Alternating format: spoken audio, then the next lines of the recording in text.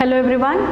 Now in this sequence this is a very important topic of haloalkanes haloarenes जिसमें हम इनकी preparation की बात करेंगे। तो इसेंशियली आज के इस वीडियो में हम एक वेरी स्पेसिफिक मेथड डिस्कस करने जा रहे हैं हैलोएल्केन्स के प्रिपरेशन का।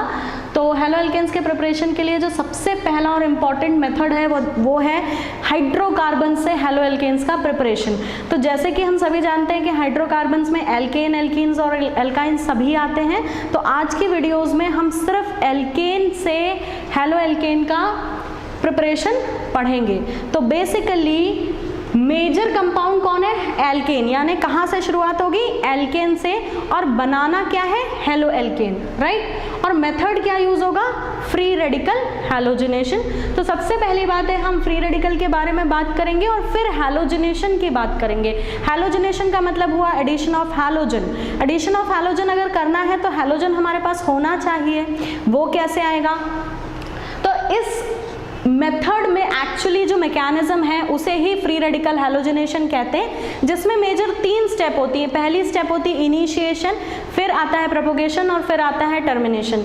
अगर एनसीईआरटी के रेफरेंस में देखें तो ये रिएक्शन का मैकेनिज्म एनसीईआरटी में क्लास 12th में नहीं दिया गया है, इसको बहुत डिटेल में 11th में ऑलरेडी पढ़ाया जा चुका है। यहाँ पर एक सिंगल रिएक्शन दी हुई है ब्यूटेन से क्लोरीन के एडिशन करके जो है हैलोएल्केन्स के प्रिपरेशन की। तो इसमें हम मैकेनिज्म डिस्कस नहीं करेंगे, मगर रिएक्शन कैसे होती है और क्या प्रोडक्ट्स बनते हैं और कैसे हम डिसाइड करेंगे कि क्या मेजर प्रोडक्ट बनेगा, ये हम मेजरली डिस्कस करेंगे। तो बेसिकली अगर फ्री रेडिकल हैलोजिनेशन कराना है तो सबसे पहले हमारे पास फ्री रेडिकल होना चाहिए।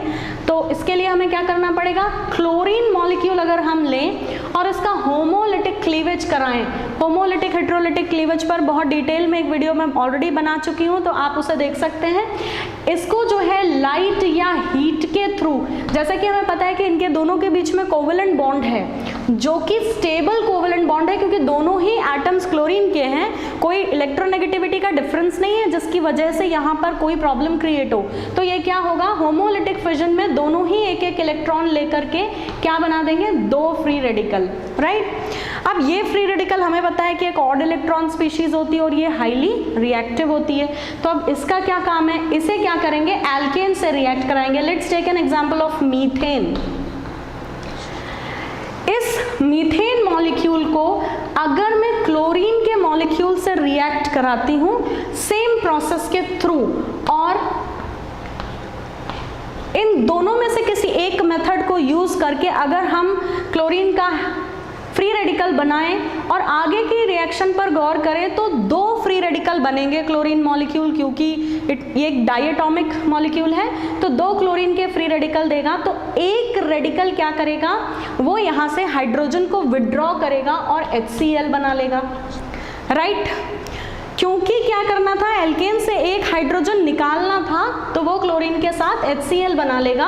और अब हाइड्रोजन की जो जगह खाली हुई, राइट, मीथेन में चौथा हाइड्रोजन यहाँ था जो क्लोरीन के साथ जा चुका है। दूसरा फ्री रेडिकल अब इस कार्बन पर अटैक करेगा और यहाँ पर बॉन्ड बना लेगा। तो हमें क्या मिल गया यहाँ पर? मिथाइल क्लोराइड, पहला हैलोएल्केन हमें यहाँ मिलता है। अब एक बहुत इंटरेस्टिंग बात यह है कि ये रिएक्शंस चेन रिएक्शन होती है, इसीलिए हम कह रहे हैं फ्री रेडिकल हैलोजिनेशन में स्टेप्स होती हैं। मैंने आपको बताया इसके मैकेनिज्म में 3 स्टेप्स हैं। जब तक यहाँ हाइड्रोजन बचा रहेगा तब तक हैलोजिनेशन चलता रहेगा। इसका क्या मतलब हुआ? अब फिर से इस मॉलिक्यूल पर एक और क्लोरीन मॉलिक्यूल अटैक करेगा, राइट, और एक और हैलोजन के साथ, सॉरी, एक और हाइड्रोजन के साथ HCl बना लेगा।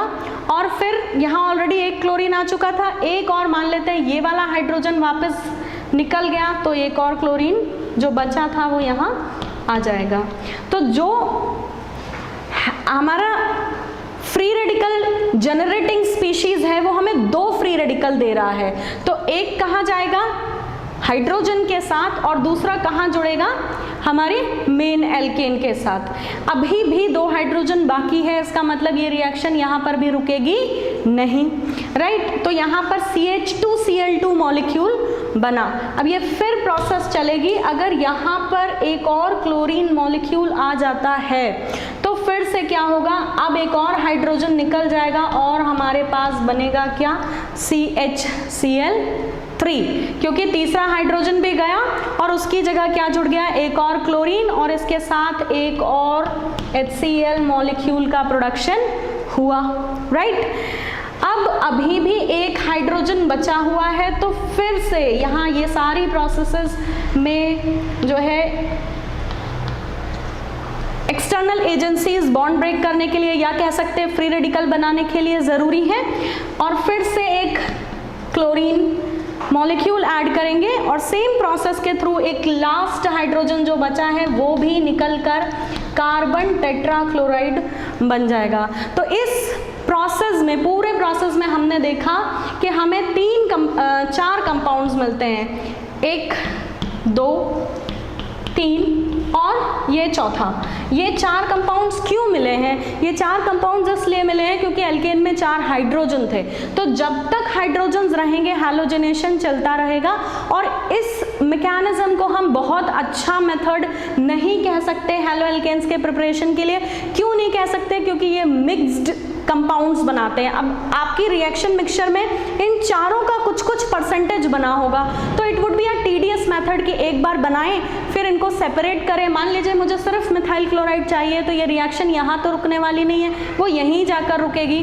तो basically it would be a very tedious method, इसीलिए हम इसे बहुत अच्छा मेथड नहीं कह सकते। इस रिएक्शन को काफ़ी डिटेल में 11th में समझाया जा चुका है।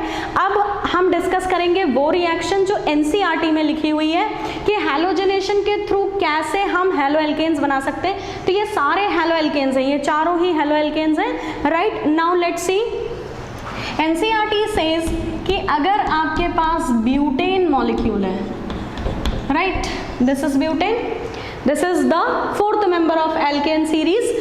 इस पर अगर क्लोरिनेशन कराएं, क्लोरीन का addition in presence of these factors, right, you should write plus everywhere, this is optional, either of it you can use।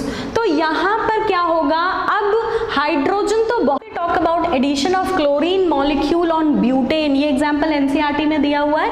तो यहाँ पर पॉसिबिलिटीज है, एक बार हाइड्रोजन हम यहाँ से निकाल लें, एक बार यहाँ से निकाल लें। तो लेट्स सी कैसे कंपाउंड बनेगा।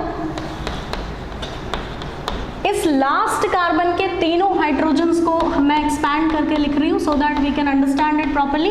इन तीनों में से कहीं का भी एक हाइड्रोजन रिमूव करके हम हैलोजन लगा लेते हैं। सपोजिंगली मैंने ये वाला हाइड्रोजन जो कॉर्नर में था राइट हैंड साइड उसे निकाला, तो ये कैसा कंपाउंड बना, जिस कार्बन पर फंक्शनल ग्रुप जुड़ा हुआ है, ये मैं ऑलरेडी बता चुकी हूँ पिछले वीडियोज़ में, उससे जितने और कार्बन डायरेक्ट जुड़े होते हैं, तो हमें यहाँ दिख रहा है एक और कार्बन डायरेक्ट जुड़ा है, तो ये 1 डिग्री हैलो एल्केन बनता है।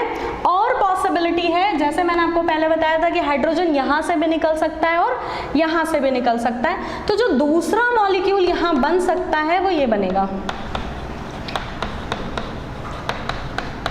ध्यान से देखिए, इस कार्बन से हाइड्रोजन निकालने की बात हो रही है, इसको एक्सपैंड कर लेते हैं, तो एक्सपेंशन पे वी कम टू नो कि इस पर 2 हाइड्रोजन है, राइट। इन 2 में से कोई सा भी हाइड्रोजन हटाकर उसकी जगह दूसरा क्लोरीन मॉलिक्यूल लग जाएगा। अगर अब हम इसे गौर से देखें तो जहां हमने क्लोरीन ऐड किया, राइट, ये हमारा फंक्शनल ग्रुप इस कार्बन पे अटैच है, और इस कार्बन पर डायरेक्ट और कितने कार्बन अटैच्ड है, 2 कार्बन्स। तो इसका मतलब हमने क्या बना लिया, 2 डिग्री हैलो एल्केन बना लिया। इट मीन्स इस मेथड में भी जो मेजर हमें कोई एक कंपाउंड नहीं मिल रहा, हमें यहाँ भी मिक्सचर मिल रहा है 1 डिग्री हैलो एल्केन और 2 डिग्री हैलो एल्केन का।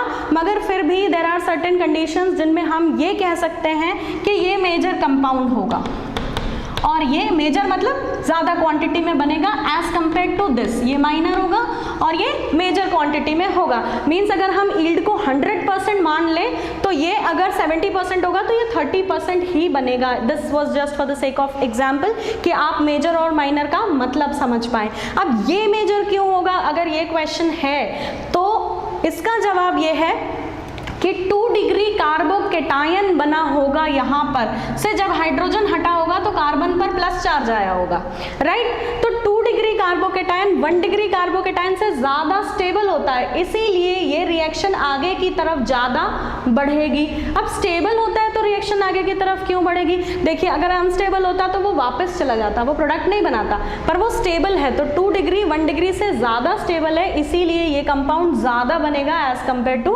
This. So this was all about this method कि कैसे फ्री रेडिकल हैलोजनेशन एल्केन्स का कराकर हम हेलो एल्केन्स बना सकते हैं। बट प्लीज़ नोट कि ये एक अच्छा मेथड नहीं है, क्योंकि इससे आपको कोई भी प्योर हेलो एल्केन नहीं मिल रहा है, आपको मिक्सचर्स मिल रहे हैं जिनका separation again it would be a tedious task. So please keep watching. Thank you.